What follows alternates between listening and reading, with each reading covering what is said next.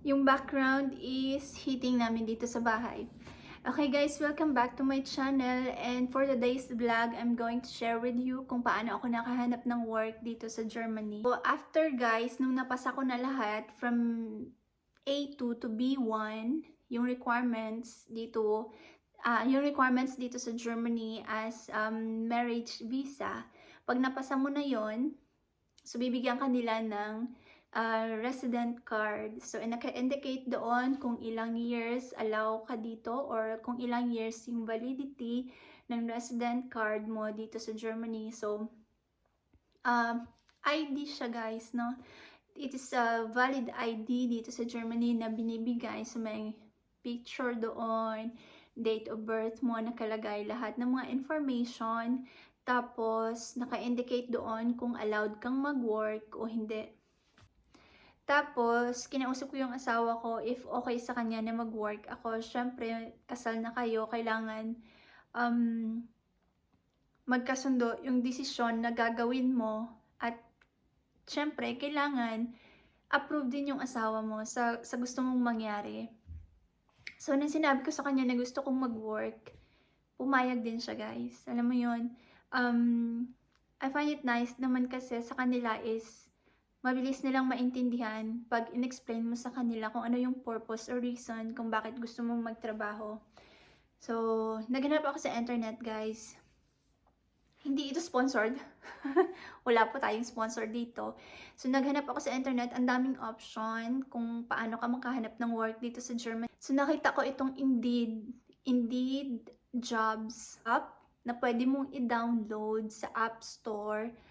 Tapos, din-download ko yun. Nagpa-register ako doon. Tapos, yung nag-fill up ako doon ng mga form. Kasi online siya. So, pwede mong i-leave doon yung mga details mo. Tapos, i-insert mo doon yung resume mo. So, yung ginawa ko, yung resume ko is, translate ko siya ng German, syempre. So, pag ginawa mo siya sa computer, guys, meron namang translation sa computer. So, translate, copy-paste, hanggang sa mabuo mo na yung resume mo in Deutsch, no? In German language. Kasi, andito tayo sa Germany, so kailangang German yung language na gagamitin. Ano yung nangyari? Ang daming hiring sa may Indeed dito sa Germany, guys. So kung nandito kayo sa Germany at wala pa kayong work, kailangan i-install nyo yung app na yun. Tsaka, fill up lang kayo ng form doon. And then, pwede mo siyang i-search kung ano yung gusto mong trabaho. At mag-a-appear lahat doon ng mga work na gusto mong applyan. And every time nag-i-scroll ako doon sa may website na yon or sa apps na yon, hanggang sa makita ko itong isang company na nag-hire. So, based on my previous experience, I work in hotel. And nung nakita ko yung isang hotel na nag-hiring, hindi na ako nagdalawang isip na mag-apply guys. Ginrab ko na talaga yung opportunity na yon at nag-apply ako kasi ina-accept nila yung mga English speakers. Yung language mo is nasa yung English, tapos hindi ka pa marunong mag-Deutsch. So, nung nakita ko yon, ginrab ko talaga at nag-apply ako doon. So, nung nag-apply ako, I think, mga almost 3 weeks na walang response nung pag-apply ko. Actually, nung nag-apply ako doon, di na ako nag-apply sa iba, guys. Doon na talaga ako nag-focus na parang in my mind na ma-hire ako dito based on my experience nga sa Philippines. July ako nag-apply guys, and then during the time, in-interview nila ako. And then, after the interview, naghintay pa ako ng mga 3 weeks na duration kasi wala talaga silang response. And then, tinanong na ako ng husband ko if, nag-reply na ba sila about doon sa interview mo. And then, sabi ko, wala pa silang response. And sabi ko, ay, parang gusto ko na mag-apply sa iba kasi nga, medyo matagal na yung duration and ang taga ko na naghintay.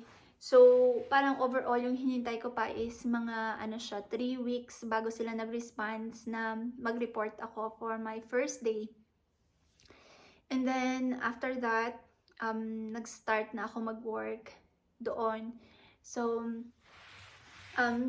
my task is team member. So, it's just like gagawin mo yung kusina and yung sa reception. And nag-focus ako sa my kitchen, guys. It's because yung language ko hindi pa ako ganun confident, no, for my German language. Hindi pa ako ganun ka-confident na humarap sa mga tao o sa mga Germans na nagsasalita ng Germans. Tapos, nga ako doon sa harap nga ako doon sa harap ng reception kasi hindi mo alam, hindi mo naiintindihan at hindi mo alam kung paano sumagot doon sa mga guest. Although, pwede ka namang mag-English, but I mean, parang naisip ko na, nandito ka sa Germany, so kailangan mong mag-German. So, parang hindi ako confident na doon nga ako sa reception magtrabaho. So, sabi ko sa boss ko, mag-focus na lang ako sa kitchen. Kasi yung experience ko sa may Pinas nga, guys, all about back office works. And naisip ko na gusto kong itry yung kitchen works. Alam mo yon. So, doon ako confident. And yeah, and nagtrabaho ako doon, guys, for luckily this September of 2023, 1 year na ako sa may company, guys. So, meron din ako mga na-experience na mga struggles during sa work, especially no hindi tayo sa Pilipinas. Dito kasi sa Germany, pag employee ka, you need to work multitasking, no? Hindi yung kagaya sa atin na 'di ba, pag kumain tayo sa restaurant, ang daming nakatayo ng mga waiters, ang daming nakatayo na magsi-serve. Dito sa Germany, pag nagtatrabaho ka doon sa loob ng kitchen, kailangan mo din magtrabaho sa labas. So, multitasking yung trabaho dito, guys. Kaya, less din sila sa mga workers. Hindi ganun kadami yung mga applicants or nagtatrabaho sa hotel industry or kahit saang siguro field ng work dito is lack sila ng mga workers.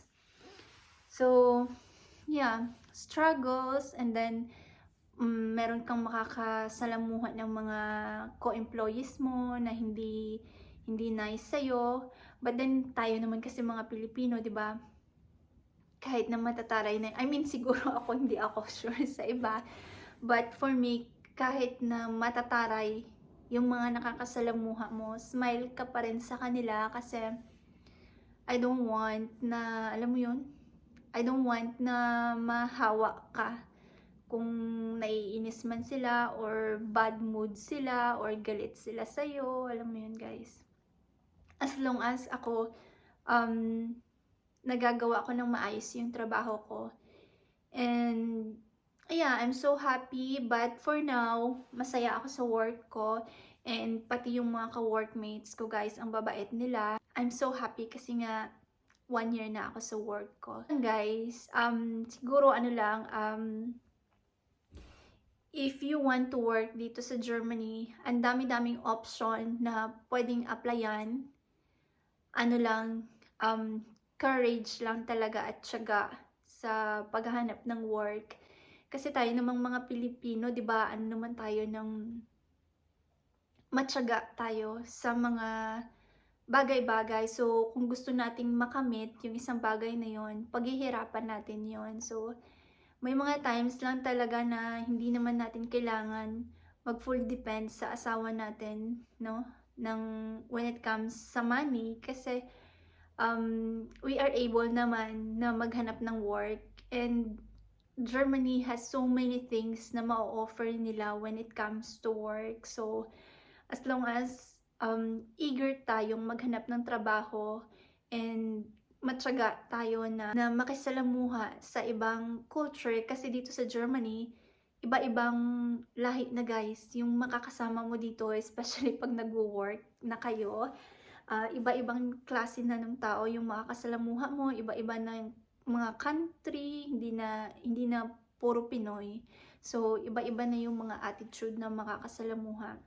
Ano lang, Indeed Jobs, one of the apps na maire-recommend ko sa inyo kung gusto nyong makahanap or mabilis na makahanap ng trabaho dito sa Germany.